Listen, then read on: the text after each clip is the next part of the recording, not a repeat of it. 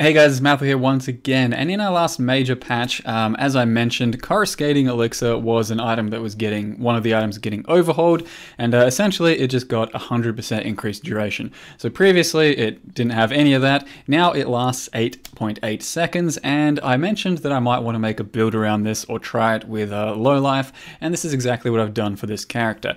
Now what it does is basically a shavs in a bottle, shavs wrappings that is. So it lets you go Lowlife and prevent chaos damage hitting your life pool without the need for a shavs, and as long as it's up, you won't take any chaos damage. So when you pop your clarity and your discipline, both attached to blood magic, we are officially low life, and currently, chaos damage goes straight through us. When we pop our Coruscating Elixir for 10 seconds, chaos damage does not go through, and you have 2 charges of it, so it's a bit more sustainable now ever since the patch for it.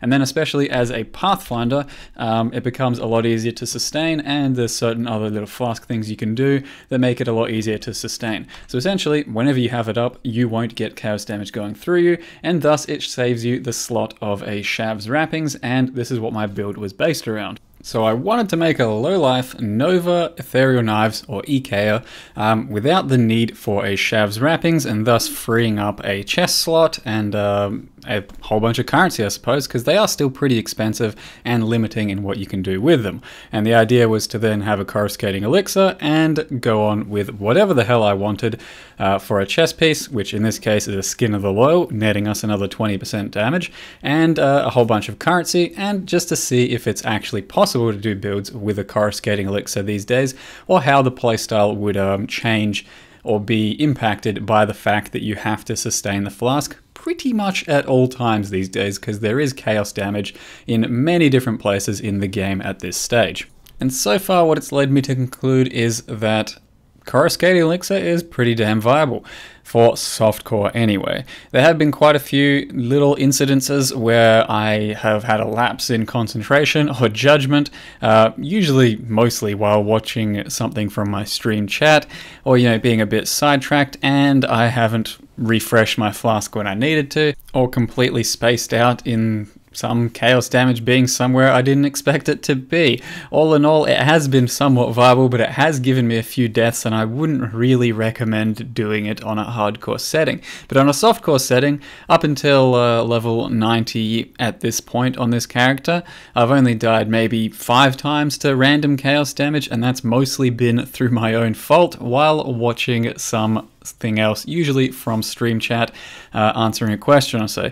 Otherwise, the sustain has been pretty damn good on this flask, and it's been very comfortable, and thus it's freed up my shavs wrappings slot in the chest and let me sort of have a more flexible build around my chest slot, though the biggest downside for me so far has been having to waste a flask slot on this guy, because my current Ethereal Knives build is so damn thirsty for all sorts of different flasks that wasting even one flask slot here feels pretty damn bad.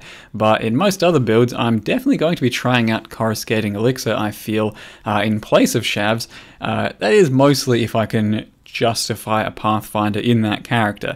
Not without a Pathfinder, I'm not sure Coruscating Elixir sounds too tempting, but with the Pathfinder, it seems like a pretty damn good choice, and I'm definitely going to be exploring it further into the future. But enough about that, I'll talk a bit more about Ethereal Knives.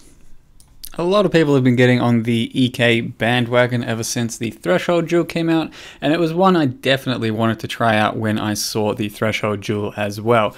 But I've been biding my time as just wanted to do a few other things first, and I finally got around to it, and it has been quite a lot of fun. It's definitely, I'd say, probably the funnest character I've played this league. Just turning EK into a Nova has made it so much smoother and more enjoyable as a playstyle compared to regular EK that it's been a complete breeze. With the shield charge, flask, and bloody EK setup, it's just been very nice to dive into packs, kill them all at once, and move on. And normally, people have been telling me that single target on the EK builds has been pretty lackluster for the really heavy bosses, so I did build my character with single target in mind. So we front load quite a lot of damage with cold, shock, and all that through Vinctar, and just high fizz damage, but we also deal quite a lot of damage on the back end through poison and chaos Chaos Edition with the flasks for the most part. So we pretty much shatter and kill packs all at once every single time we attack. Pretty much one-shot them, and then drop a Wither Totem and get some good poison chaos scaling for the single target, and hopefully when we take this build to Guardians and Shaper and Uber Itziri tomorrow, it should be able to do those pretty damn smoothly as well, since we have quite a lot of damage and chaos scaling with Lowlife and all this shit on my passive tree. But any real single target tests are yet to be seen, and we just hope to live up to those. For now, I'll go over what the character looks like being built just a little bit so you can understand where I'm coming from trying to build this guy. So it is ethereal knives, and it is based around, as I mentioned, the new threshold gem, which with 40 dexterity and radius doesn't have to be allocated. You do get 10 additional projectiles and it shoots in a nova. So we went with Pathfinder because we wanted to sustain our Coruscating Elixir a lot easier, and as well as that, Sin's Rebirth is really good, Itziri's Promise is really good, and so is Vessel of Vinctar for this type of build, and thus Pathfinder made quite a lot of sense, especially when you incorporate free poison into the build, though an Assassin would actually do more damage.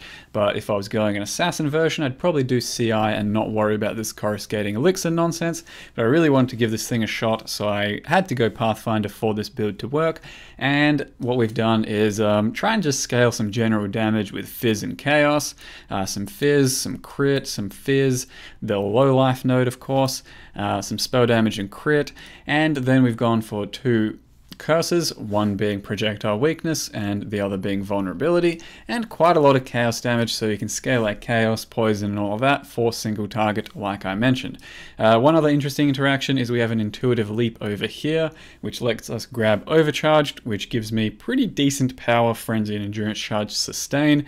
It's not up all the time, but it is how I'm sustaining my power charges almost all of the time throughout mapping. When we get to bosses and all that in the end game, I may have to get an Orb of Storm set up, but for now I don't really have the links. So all in all, what we've done is try and create a character based around Coruscating Elixir so that I can free up my chest slot for a Skin of the Low, because it's +1 gems for an Empower as well as an EK, makes it pretty damn valuable for our damage. And then we've gone around and tried to scale some general damage, but also some chaos and poison. So we have the added chaos support, a spell echo, a pierce, and avoid manipulation at the moment, though added chaos probably has to die in the end for controlled destruction, because that ends up doing more damage with our flasks. And ultimately our setup has to change, because currently we're running a Brightbeak just for really fast shield charges and map clears, but we probably want a nice good spell crit dagger instead, since my spell crit's kinda low. And I've tried to fit in a good bit of damage, because 8000 ES is all I need at the moment. So the low life playstyle lets you reserve your life, and thus we can get a bit more things on mana. Currently I'm running Hatred and Projectile Weakness, and then Discipline and Clarity, which makes my mana sustain pretty comfortable, especially when paired with Vinctar's Vile Clarity, and a bit of unreserved mana, and then we have really good damage for cold damage, really good fizz damage, and quite a bit of chaos damage, and really quite a lot of chaos when we factor in both of our other flasks too. So well, in the end, we hit pretty damn hard on the initial hit, and then pretty damn hard with the poison. And this is still uncertain if it's completely worth being low life. I've done some calculations on PoE building, and Assassin CI actually seems to come out as more damage. Whether or not this is even worth it yet is to be seen, but we'll try and take it to the end game something like tomorrow and see how it goes. All I really want to mention for now is Coruscating Elixir actually works, not that terrible, very much playable and sustainable in the end game, at least as a Pathfinder. And if you want to try out some other low life builds without a Shavs wrapping, then by all means you can definitely do it, I think. Currently, the build cost is not terribly expensive. My gear is, you know, decent, but not mind-blowing. We're basically covering the cost of the Shavs with a Sin's Rebirth in the end. You know, the Shavs, if it was 6-linked, we're looking like 15 exalts or something. Instead, we're getting a Skin of the Low, which is 1 or 2x, and then a Sin's Rebirth, which is a good 6x at the moment. Though Sin's Rebirth not strictly necessary for the build, I'm just trying to say you can definitely replace a Shavs with a Coruscating for certain builds and get away with it quite nicely. Hopefully I'll have some more videos to show you guys about this build for endgame, and then maybe I'll go over more of a full guide if it feels necessary. For now, thanks for watching this video, guys. Hope you enjoyed it, and see you next time.